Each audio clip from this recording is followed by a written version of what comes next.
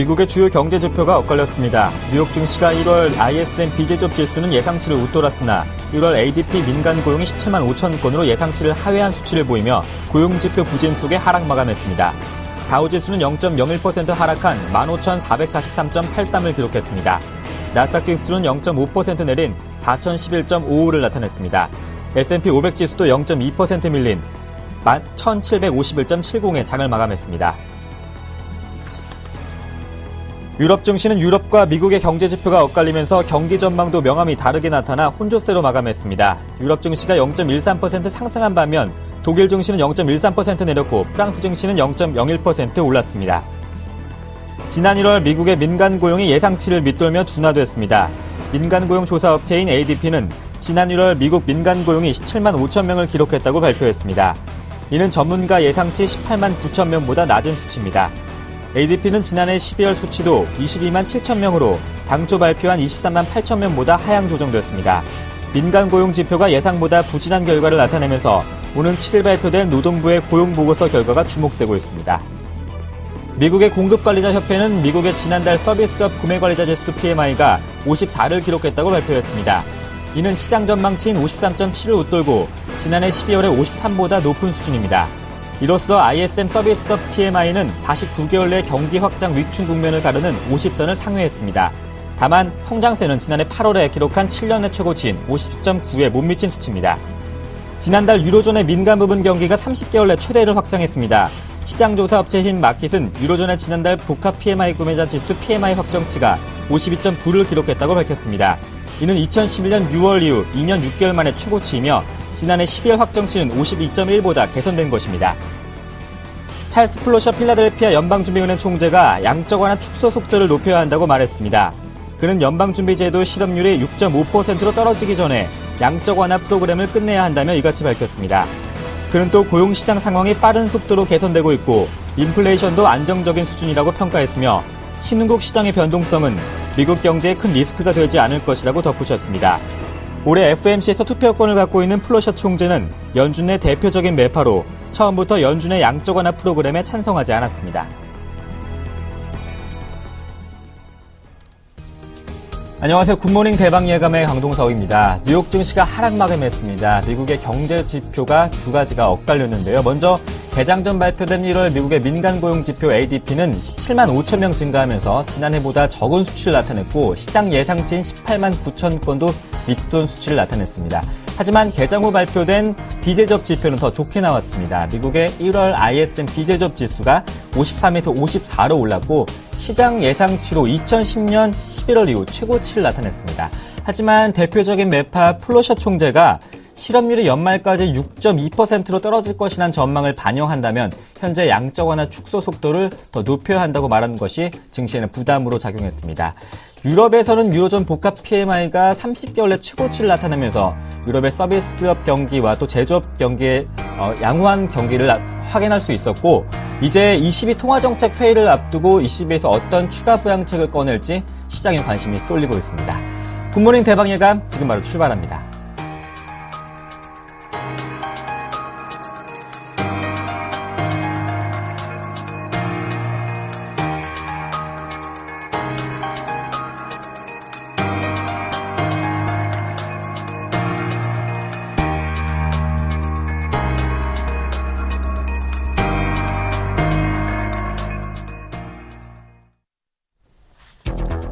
현지 시각으로 6일 22 통화정책회의가 개최됩니다. 22의 추가 부양책에 대한 방안의 하나로 금리 인하 여부가 팽팽합니다.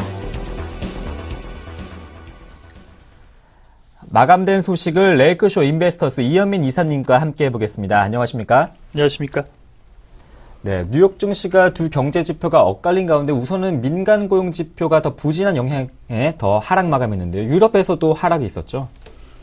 그렇습니다. 오늘 경제 지표가 좀 엇갈렸습니다. 네. 그나마 ADP 민간 고용이 예상치를 조금 하회했고요. 네. 그다음에 다른 지표들은 이를 좀 완충하는 역할을 했습니다. 전체적으로 보면 지수는 좀 하락세가 있었지만 낙폭을 좀 줄였다라고 볼 수가 있겠습니다. 먼저 지수부터 살펴드리겠습니다.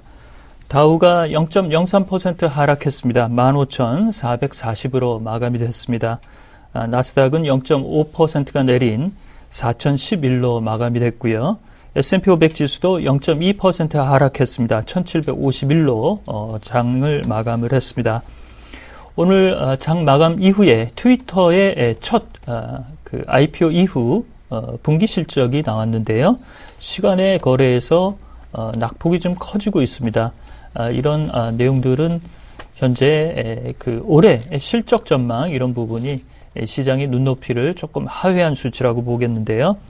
일회성 비용을 차감한 주당 순이익은 2센트로 시장 예상치 2센트 순손실보다는 웃도는 실적을 냈습니다. 매출도 분기 실적으로 2억 4,700만 달러, 시장 예상치 2억 1,800만 달러를 웃도는 수치가 나왔습니다. 첫 분기 실적으로는 비교적 선방했다 이렇게 말씀을 드릴 수가 있겠고요. 오늘 ADP 민간 고용은 17만 5천 명으로 시장 예상치 18만 명을 좀 하회를 했습니다. 이번 주말 비농업 부분 일자리 수와 실업률 수치 이런 부분에 투자자의 관심이 상당히 높다라고 볼 수가 있겠고요. 오늘 ISM 서비스업 지수 1월 수치가 발표가 됐습니다. 54로 시장 예상치 53.7보다도 높았고 12월 53보다도 높게 발표가 됐습니다. 시장에서는 혹한이 일시적인 충격이고 서비스업과 고용의 그 체감 경기는 현재로도 강건한 추세가 이어진다라는 이코노미스트의 분석도 여기 곁들여졌습니다. 유럽 증시는 전체적으로 그리스 증시가 상당히 큰 폭으로 올랐고 나머지 증시는 주요 증시는 혼조세로 마감이 됐습니다. 영국의 FTSE 지수는 0.1% 상승했지만 독일 닥스 지수는 0.1% 하락했고 프랑스 깍그 지수는 0.01% 플러스의 강보합세로 마감이 됐습니다. 그리스는 그리스 구제금융 상환 시한을 EU가 30년에서 50년으로 확대할 수 있다는 이런 검토 소식이 나오면서 아테네 지수가 2.27% 오르는 등 다소 엇갈린 이런 그 상승세가 나타났고요. 신흥국 증시는 터키 지수가 0.46% 내렸고 아르헨티나 메르발 지수는 장중에 3.5% 하락하는 등 오늘은 낙차가 좀 컸다는 점 이런 점을 말씀을 드리겠습니다. 네, 혹한 탓도 있겠지만 1월에 민간 고용 ADP가 17만 5천 건으로 줄어든 그 의미와 또 이제 앞으로 발표될 실업률에 미칠 영향은 어떻게 보시는지요? 그렇습니다. 시장의 눈높이를 조금 못 맞췄네요. 네. 그렇지만 아주 충격을 보였던 12월 비농업 부분 일자리수보다는 ADP 민간 고용은 그나마 좀 순항을 했다. 이렇게 말씀을 드릴 수가 있겠습니다. 이렇게 본다면 이번 주말에 발표될 내용이죠. 비농업 부분 1월 수치가 12월에 쇼크 수준으로 나왔습니다. 7만 4천 명에 그쳤었는데요. 18만 명 정도를 현재 시장에서 예상을 하고 있습니다. 이 정도 수준까지 좀 올라오기를 좀 기대한다라고 볼 수가 있겠고요. 실업률 1월 수치도 12월 수치인 6.7하고 비슷한 수치로 발표될 것을 현재 기대를 하고 있습니다. 다시 ADP 민간 고용으로 돌아와서 좀 말씀을 드리자면 17만 5천 명, 시장 예상치 18만 명을 좀 밑도는 수치가 나왔습니다. 12월 그 확정치도 23만 8천 명에서 22만 7천 명으로 좀 줄어들게 그 수치가 나왔는데요. 이 그 비농업 부분 쪽 특히 이제 민간 고용 수치가 이렇게 줄어드는 부분 시장이 좀 불안 요소라고 볼 수가 있겠는데요. 지난해 ADP 민간 고용의 평균 수치를 보면 약 18만 명에서 많게는 20만 명을 조금 넘는 수준으로 발표가 됐습니다. 낙차가 크지 않았다는 점, 이런 점을 좀 위안이라고 볼 수가 있겠고요. ADP 민간 고용보다는 이번 달의 고용 지표에 투자자들의 관심이 매우 높다. 특히 비농업 부분 일자리 수의 18만 명 정도 수준으로 다시 원위치 시킬 것인가, 이런 부분에 관심이 매우 높다라고 볼 수가 있겠습니다. 네, 트위터의 실적도 나왔는데요. 4분기 손실이 확대가 되었고 또 시간의 거래에서 12% 이상 급락을 하고 있는데요. 그렇습니다. 그 실적만 놓고 보면 네. 시장의 눈높이는 얼추 맞춘 부분입니다. 눈높이보다 조금 높게 나왔다고 볼 수가 있겠고요. 트위터가 올해 그 시장 전망치를 내놓았는데 이것이 이제 시장에서 바라보는 수치보다는 조금 낮게 제시가 됐습니다. 이러면서 오늘 장 마감 이후에 트위터의 시간의 거래 그 주가를 보면 많게는 현재 10%까지 떨어졌다가 다소 낙폭을 줄이는 이런 흐름이라고 보겠습니다. 트위터뿐만 아니라 페이스북 이런 그 SNS의 업체들의 실적 전망 이런 점들을 시장에서 매우 현재 중요하게 보고 있다는 점, 이런 점이 최근의 특징이라고 볼 수가 있겠습니다. 네, 또 오늘 중요한 유럽중앙은행의 통화정책 회의가 있죠. 일부에서는 0.1%로 기준금리를 인하할 것이라는 방안도 있던데요. 그렇습니다. 그 일부 의견이 좀 팽팽하게 맞서고 있는데요. 일부는 이제 동결 추세를 점치는 전문가들도 있고요. 15bp 정도 내려서 현재 0.25%를 0.1%로 내릴 것이다라고 그 예상을 하고 있습니다. 오늘 월스트리트 저널이나 일부 내용들도 이런 내용을 좀 얘기하고 있는데요. 월스트리트 저널에는 ECB가 네일바이터다, 손톱을 깨물고 있다, 이런 초조한 그 헤드라인 기사를 올렸습니다. 드라기 총재가 현재 그 어려운 부분에서도 이런 내용들을 잘 가져갈 수 있을지 이런 부분에 관심이 모아진다라고 볼 수가 있겠고요. 영국 쪽에서는 이번에 금리를 좀 내릴 것으로 얘기를 하고 있습니다. 바클레이스의 투자 전략가인 토마스 하이스는 15bp 정도 인하를 해서 0.25%가 0.1%로 내려갈 것으로 예상을 했고요. 그렇지만 현재 코메르츠방크나 일부 도이치방크 쪽에서는 금리를 내리더라도 인플레가 떨어지는 디스인플레이션을 막기에는 역부족일 것이다라고 얘기를 했습니다. 최근 유로존의 복합 PMI가 선전 추세를 가져가고 있고 소비자 물가지수는 다소 처지는 양상으로 나오고 있습니다. 소비 심리가 약화되고 있다는 점, ECB의 고민이라고 좀 볼 수가 있겠는데요. 영국의 로얄 뱅크 오브 스코틀랜드의 그 하빈더 시안 이코노미스트는 드라기 총재가 다보스 포럼에 참석을 해서 디플레 우려가 제한적이다라고 얘기를 했던 점을 상기를 시켰습니다. 마이너스 예금금리를 가져가기에는 이 정책이 실효성이 있는지 논란이 많기 때문에 현재로서는 유동성 공급을 좀 재개하는 불태화 방식을 포기하는 이런 쪽의 내용들을 현재 꼬집고 있는 부분이 시장의 예상이라고 볼 수가 있겠습니다. 네, 채권 불태화 방안도 계속해서 논의가 되고 있고 또 금리 인하에 대한 논의도 이어지고 있는데 ECB 안에서의 정책위원 간의 의견 조율이 쉽지가 않을 것 같은데요. 그렇습니다. 정책위원 간의 또 그 내용들이 식견들이 좀 다르고 이 18개 중앙은행 총재들이 이제 업서버로 참석이 됩니다. 업서버로 참석을 해서 시장 금리 결정이라든지 통화 정책에 자신의 의견을 좀 피력을 하는데요. 대표 정책위원 간의 의견 조율이 상당히 그 시급한 문제라고 볼 수가 있겠습니다.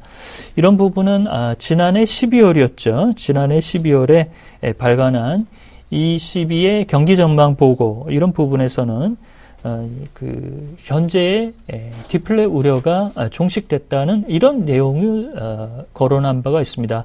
이 내용을 현재로서는 그 단기간에 바꾸기가 좀 어렵다라고 볼 수도 있겠고요.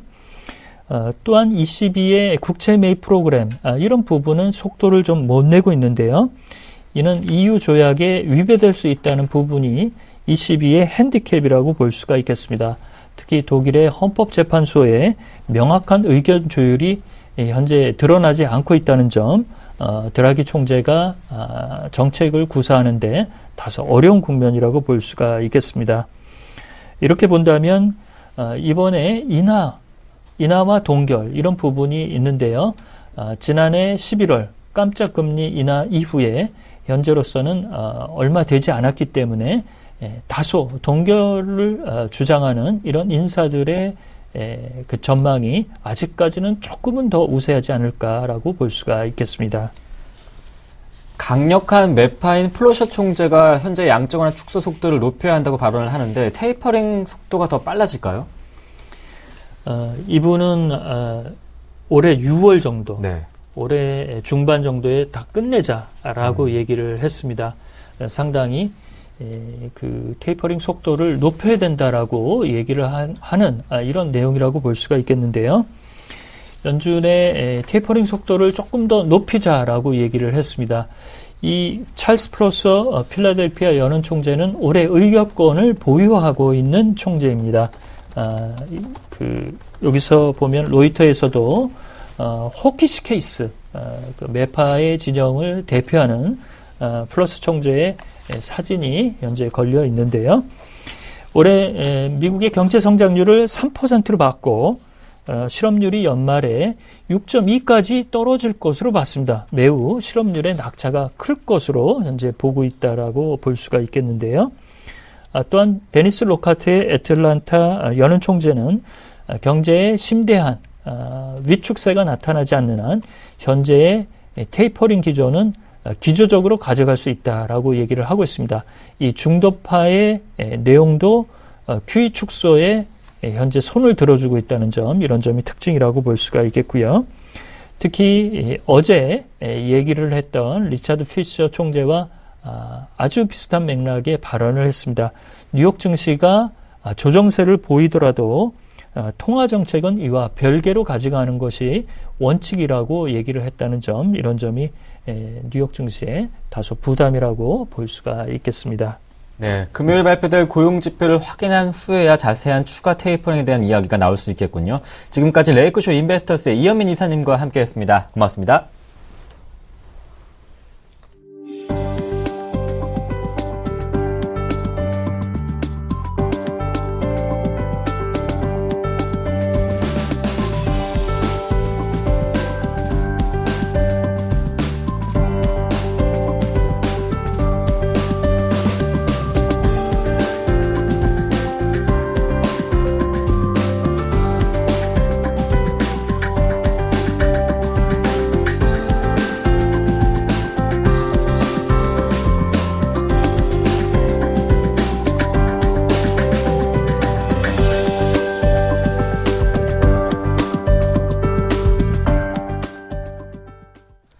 오늘장 전략 시간입니다. 수급 분석을 해볼 텐데요. YG 인베스터스의 심기현 대표와 함께 해보겠습니다. 안녕하십니까? 안녕하십니까?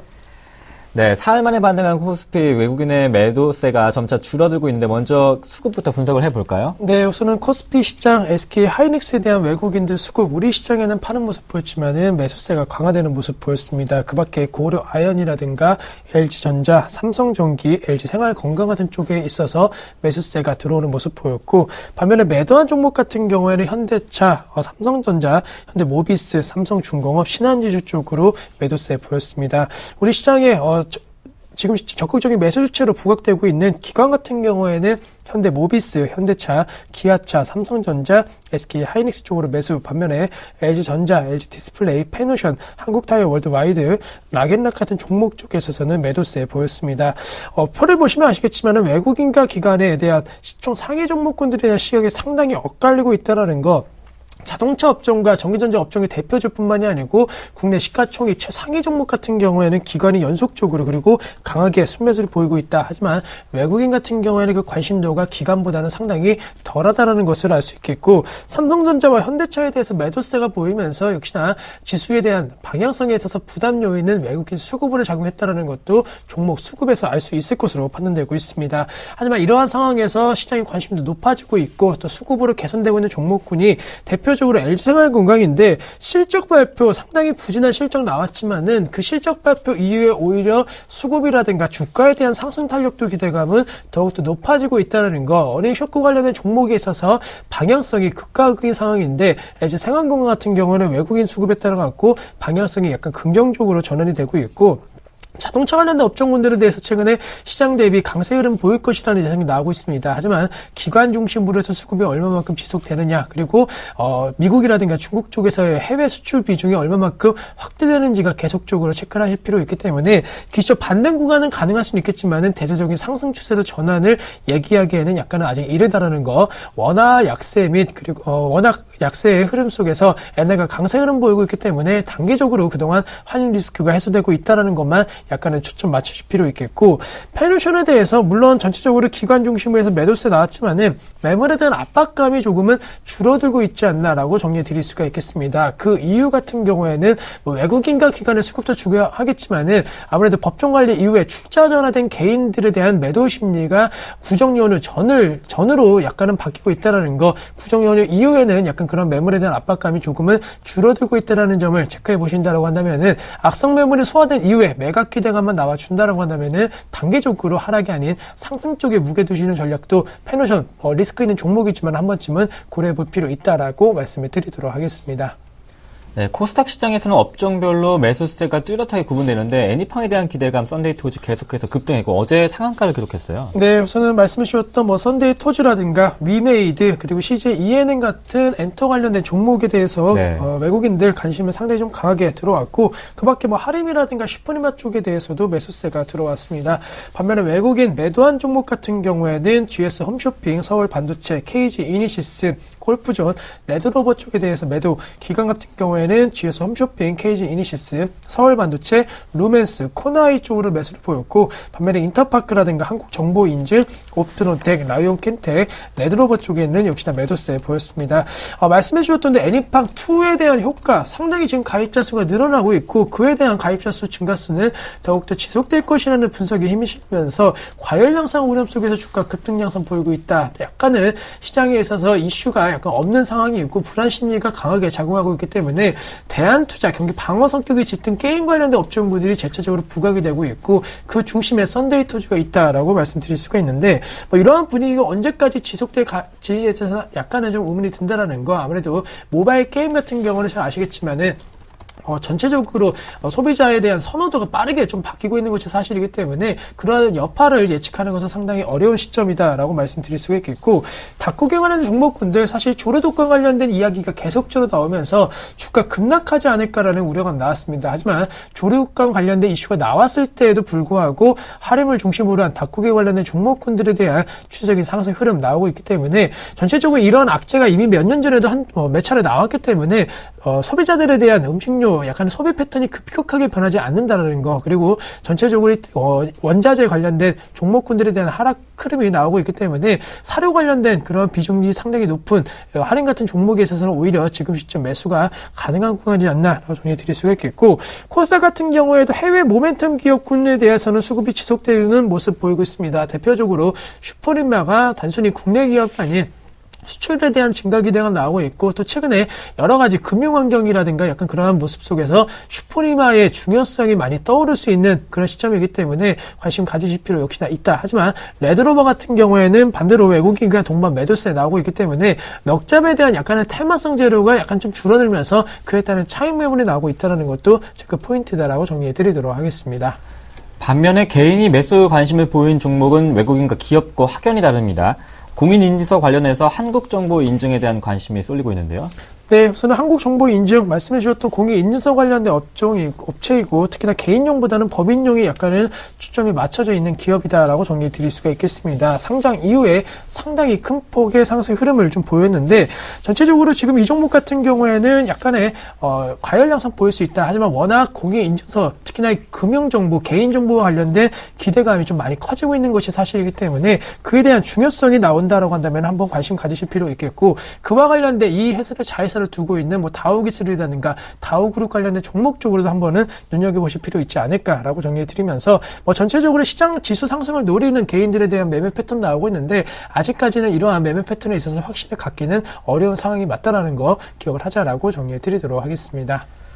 그렇다면 오늘 장에서 수급 관심주가 궁금한데 실적이 뒷받침되는 종목이겠죠? 네, 우선은 실적도 뒷받이 되고 또 테마도 뒷받이 되고 또 전체적으로 업황 호조 기대감도 나올 수 있는 블루콤에 대해서 관심을 갖자라고 말씀을 드리는데 IT 부품 관련된 IT 주변기기 관련된 종목 사실 최근에 주가 흐름이 상당히 부진했습니다. 하지만 블루콤 같은 경우에는 그런 어려움 속에도 불구하고 작년도 IT 업종이 동반급락세 보였던 5월달, 6월달에는 같이 하락 흐름을 보였지만은 그 이후에 하반기 들어서는 추세는 완전히 다른 종목과 엇갈린 양상 속에서 나오고 있다라고 정리 드릴 수가 있겠고 하반기부터는 원익 IPS를 중심으로 해서 이 블루콤 같은 종목군들이 관련된 IT 부품 관련된 종목군들을 이끌어주는 모습 보였습니다. 그 이후 역시나 큰 폭의 실적 개선이 기대되었는데 그 기대에 충족되는 실적이 나왔다는 거 그리고 2014년도 같은 경우에도 그러한 실적 개선 기대감은 충분히 나올 수 있을 것으로 판단되고 있기 때문에 호시적 발표 이후에 오히려 수급이 개선될 수 있는 종목으로 블루콤 언급을 해드리겠고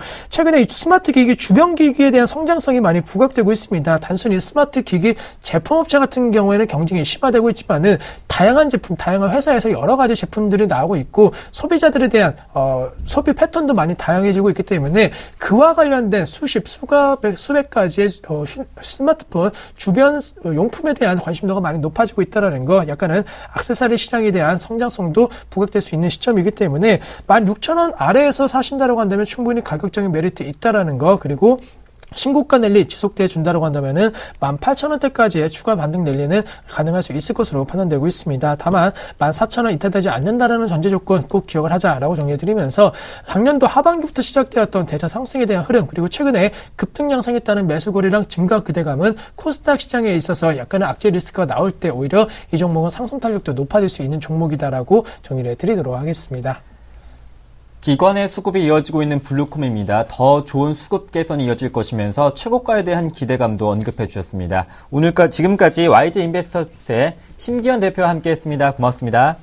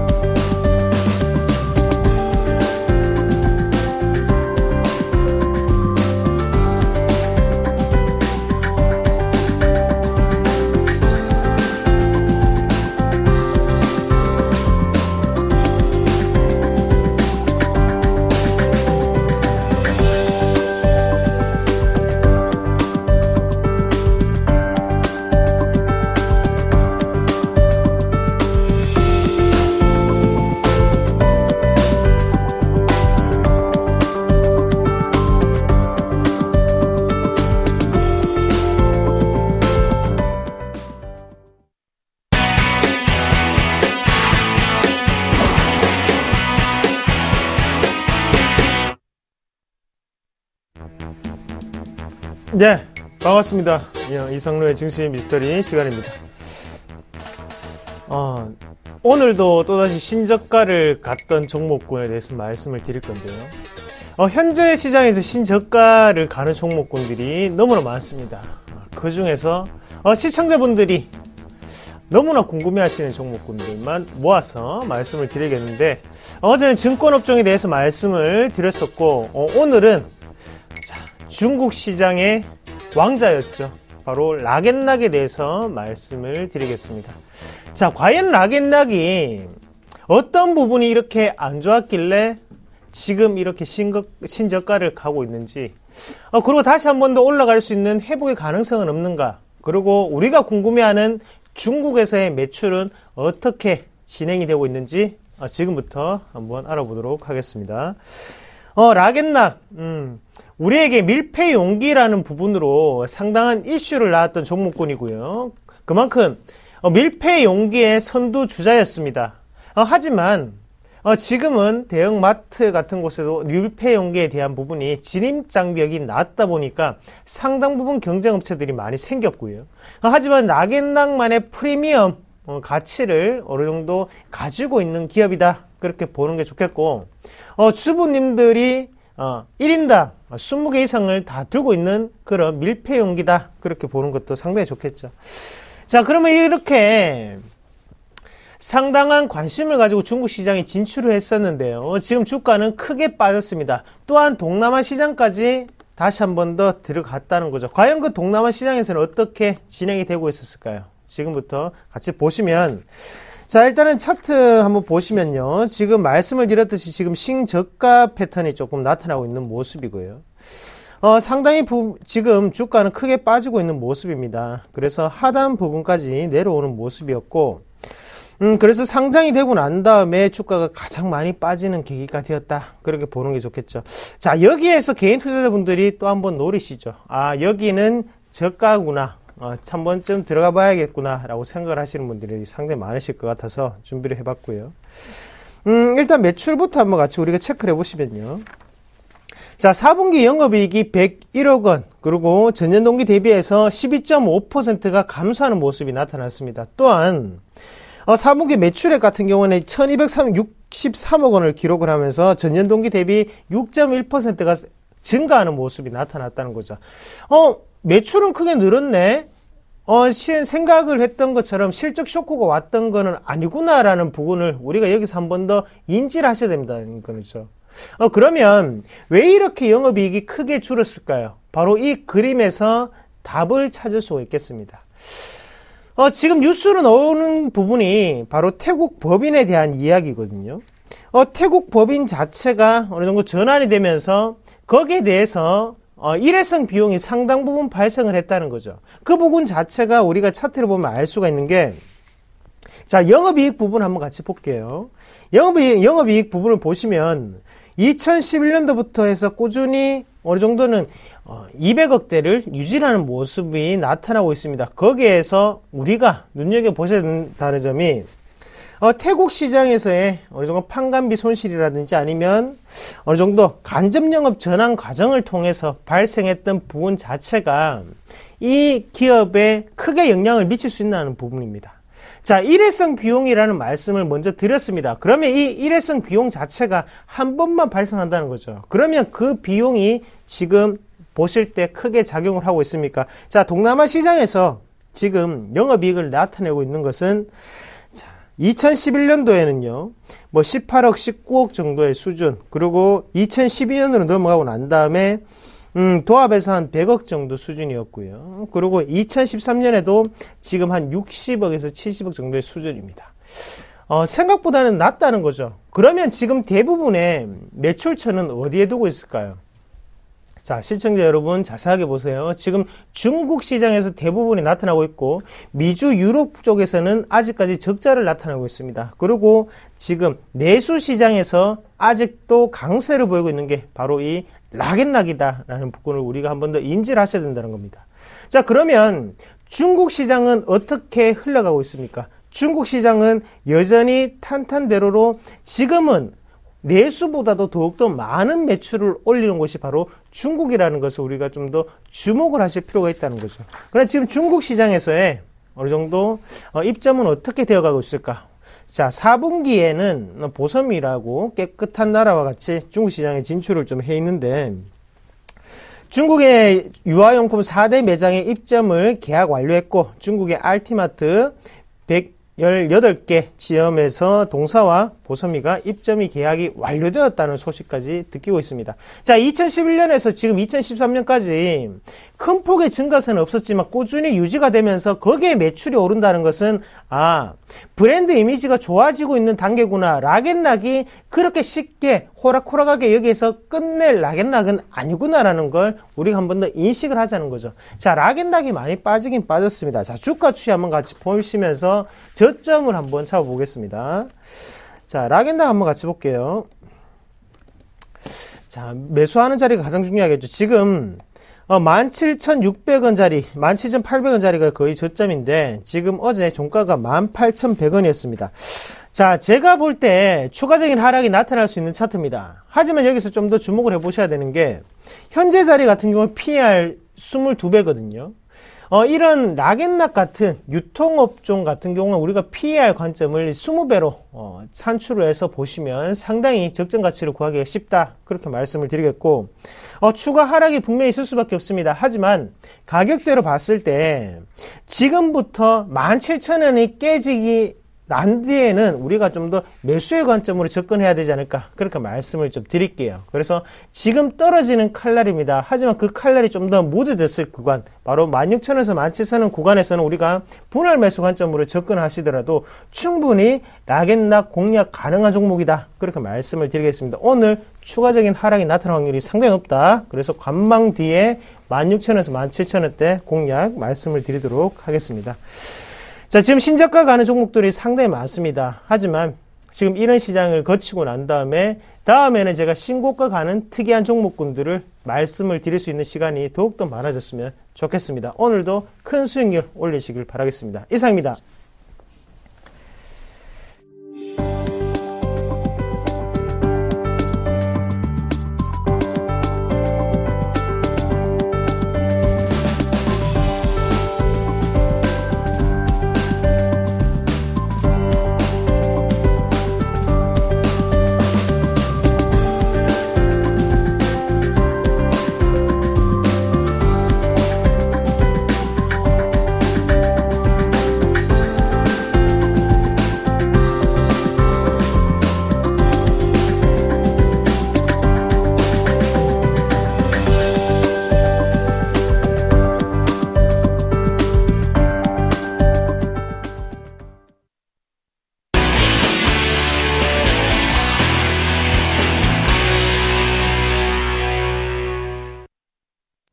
글로벌 인사들의 발언과 이슈에 대해서 색다른 의미를 분석해 보겠습니다. 김동섭의 일당백 IM투자증권 김동석 이사님과 함께합니다. 안녕하십니까? 네, 안녕하세요. 김동섭의 일당백 첫 번째 이슈 확인해 보겠습니다.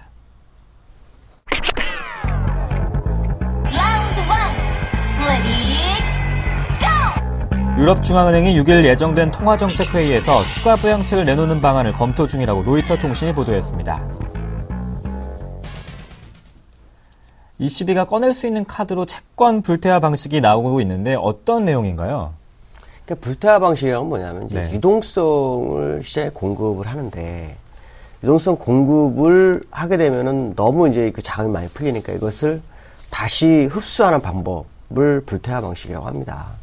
그러니까 이제 유로존에서 남유럽 국가의 이제 채권을 사주고 채권사에 돈이 많이 풀리니까 이것을 다시 재흡수하는 과정을 불태화 방식인데 이 불태화 방식을 없애버리면 유동성이 공급돼서 유동성이 늘어나는 현상을 말하는 거죠. 시장에서는 이제 한 2,300억 달러 정도 얘기를 하고 있습니다. 그 정도가 이제 유동성 공급이 늘어나기 때문에 시장의 공급이 유동이 상당히 좋을 거다 이런 얘기를 하고 있는데요. 문제는 뭐냐면 ECB가 이번에 뭔가 해야 되는 상황이 닥친 것 같습니다. 그것은 이제 지난번에 0.7%의 물가 상승이 나왔을 때 금리 인하를 했었기 때문에 0.9% 갔다 0.8% 갔다 다시 0.7%를 회귀한 그런 상황이 발생했죠. 3개월 만에. 그렇다면 당연히 시장에서는 그 당시에 조치를 취할 시점의 지표의 수치가 똑같은 상황이 발생해서 뭔가를 하지 않으면 안 되는 그런 상황이라는 거죠. 그래서 시장 일각에서는 뭐 불태화 방식이라든가 금리 인하를 재개하고 이런 모습이 나오고 있죠. 근데 금리 인하는 제가 아마 이 방송에서도 얘기를 했는데요. 지난번에 금리 인하는 잘못됐다. 제가 그 얘기를 했습니다. 지금은 금리 인하를 사실 지금 했어야 되는 겁니다. 지금 했어야 되고 지금 금리는 0.25가 남았기 때문에 이거는 하기가 굉장히 힘들 겁니다. 물론 뭐 시장에서는 뭐 0.01 정도 얘기로 다 해버려라 뭐 이런 얘기가 나오는데 쉽지가 않습니다. 명목상으로 낮춘 금리이기 때문에 이 금리를 건드리기는 굉장히 어려운 상황이죠. 그러니까 지난번에 사실은 예금리 마이너스라든가 다른 방법을 강구하고 이번에 이제 금리 인하를 했으면 아주 힘이 좋았을 텐데 이번에는 금리 인하를 못하는 상황이 발생하니까 시장 일각에서는 이제 불태화 방식이라든가 아니면은 뭐 ABS를 통해서 뭐 기업이나 가게에 직접 자금 대출한다든가 뭐 지난번 했다가 지금 거의 회수되고 있는 LTRO를 뭐 얘기하거나 뭐 이런 식의 내용인데요. 제가 볼 때는 그렇게 쉬운 상황이 아니라는 겁니다. 왜냐하면 독일과의 어떤 문제가 좀 발생할 수 있는 부분이 있기 때문에 이번 ECB 통화정책에서 뭔가 결과를 내놓을 확률이 상당히 높지만 독일을 어떻게 극복할 것이냐에 대한 부분 또 마리오 드라기 총재의 그 화려한 언변이 먹히지 않는 상황이 발생했다는 것도 결국 행동으로 보여야 되는 그런 상황이라면 일단 시장 기대치는 ECB가 굉장히 클 것이다 라는 생각을 한번 해봐야 될 것 같고요. 거기에 따른 여러 가지 종목 불태화 방식 아주 좋은 방법일 수는 있습니다. 실질적인 유동성 공급으로 됨으로 인해서 이제 시장은 새로운 방향성을 제시할 수 있죠. 근데 그 미국의 양적 완화, 월 850억 불로 계산한다면 기간으로는 그렇게 많지는 않죠. 근데 경제 규모가 20배가 더 적고 또 하나는 뭐냐면 의지를 표현했다는 그런 상황이 발생할 수 있다면 연준처럼 뭐 850억 불씩 계속해서 뭐 매입하는 것까지 아니더라도 시장의 호응은 있을 수 있다라는 생각을 해봐야 됩니다. 물론 이것이 될지 안 될지는 좀 더 지켜봐야 되겠지만 뭔가를 내놓을 확률은 굉장히 높다라는 생각을 한번 해봐야 될 것 같습니다. 네, 시장의 호응을 유도할 수 있고 또 독일을 극복할 ECB의 카드가 무엇일지, 불투화 방식일지, 금리 인하일지 한번 확인해 봐야겠습니다. 두 번째 이슈는 뉴욕 증시에 대한 저가 매수 기회 타이밍을 언급한 부분이 있네요. 확인해 보겠습니다.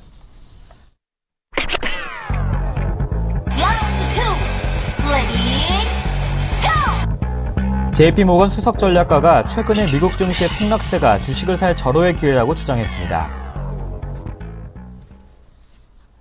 이사님도 지금이 저가 매수 타이밍이라고 보시는지요? 미국이 이렇게 많이 빠진 적이 그렇게 많지가 않았습니다. 네. 많지가 않았고, 지난번에 2011년도에 한번 빠졌었고요. 그 다음에 빠졌었던 게 이제 2012년도 5월인가? 아마 그때 한번 또 빠졌었던 기억이 있습니다. 그러고 난 다음에는 이 하락폭이 그렇게 크지 않았었다라고 본다면, 지금이 이제 매수의 기회다라고 저는 보고 있고요.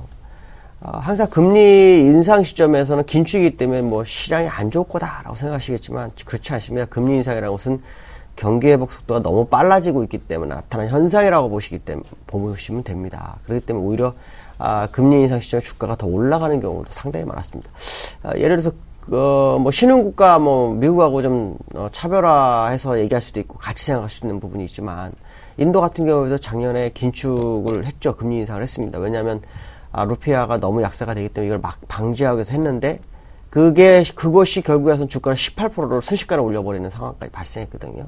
이런 부분들을 본다 그러면 지금 테이퍼링 하는 과정 속에서 약간 눌러준 것은 매수의 기회 가능성이 상당히 높지 않겠느냐라고 봐야 될 것 같고요. 기술적으로도 봐도 이 월봉상으로는 지금 문제가 하나도 없습니다. 월봉상으로는 6개월 정도 놀다가 올라갔다가 다시 내려온 거기 때문에 여전 연장선에서의 어떤 움직임이라 그런다면 지금 여기 정도에서는 매수가 타이밍이 맞지 않겠느냐. 결국 지난번에 누군가 10% 조정이 거의 맞아 떨어졌다라고 봐야 되는데 저는 이렇게까지 올 거라고 생각을 안 했습니다. 그렇지만 어쨌든 온 상태에서의 지금의 모습은 매수 권역이 아니겠는가라는 것에는 거의 동의하는 바라고 말씀드릴 수 있을 것 같습니다. 네, 지표상으로 봐도 누군가에게는 적절한 매수 타이밍 기회가 될 수 있겠네요. 세 번째 이슈도 확인해 보겠습니다.